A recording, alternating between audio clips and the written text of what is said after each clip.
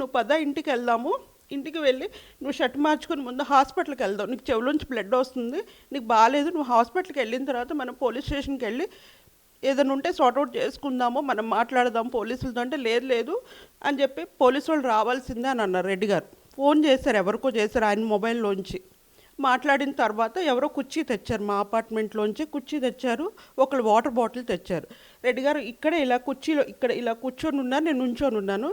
ఆ అబ్బాయి అంత దూరంలో ఉన్నాడు. ఇంకా అబ్బాయి అసలు నేను అక్కడ అడిగాను, ఎవరు బాబు నువ్వు, ఏంటి రెడ్డి గారు అంటే ఎవరు అనుకుంటున్నావు, మా అపార్ట్మెంట్కి లాస్ట్ 14 years నుంచే ఆయన ప్రెసిడెంట్గా ఉన్నారు. అపార్ట్మెంట్లో ఏ చిన్న విషయమైనా ఏదైనా పెద్దరికంగా అందరికీ సమాధానం చెప్పే వ్యక్తి.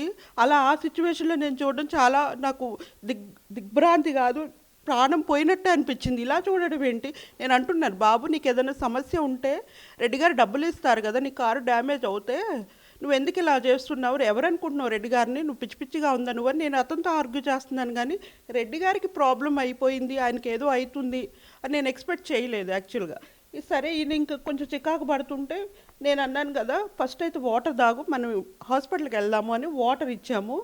వాటర్ ఇచ్చిన తర్వాత ఇంకా ఆయన పోలీసులు వస్తారు, ఇక్కడే కూర్చుందామని అన్నారు. ఇంకా అంతలోకి ఇలాగే నా చేతుల్లో ఇలాగే ఆయన వెనక్కి వెనక్కి వెనక్కి ఎలా వెళ్ళిపోయారు. నోట్లోంచి నురగా, ముక్కులోంచి రక్తము, కంట్లోంచి రక్తం వచ్చింది. నన్ను చూసుకుంటూనే ఆయన ప్రాణం విడిచారండి నా సమక్షంలో. ఏదైనా కారు సమస్య ఉంటే అంతలాగా ఒక మనిషి ప్రాణం తీయకూడదు కదా. అదండి జరిగింది, నా సమక్షంలో జరిగింది. తర్వాత అక్కడ ఆయన కిందకి పడిపోయారు. తర్వాత ఏం జరిగింది అనేది ఇంకా హాస్పిటల్ తీసుకెళ్ళాం, పక్కనే మాకు ఓమ్ని హాస్పిటల్. అప్పటికే ఆయన ఇదైపోయారండి.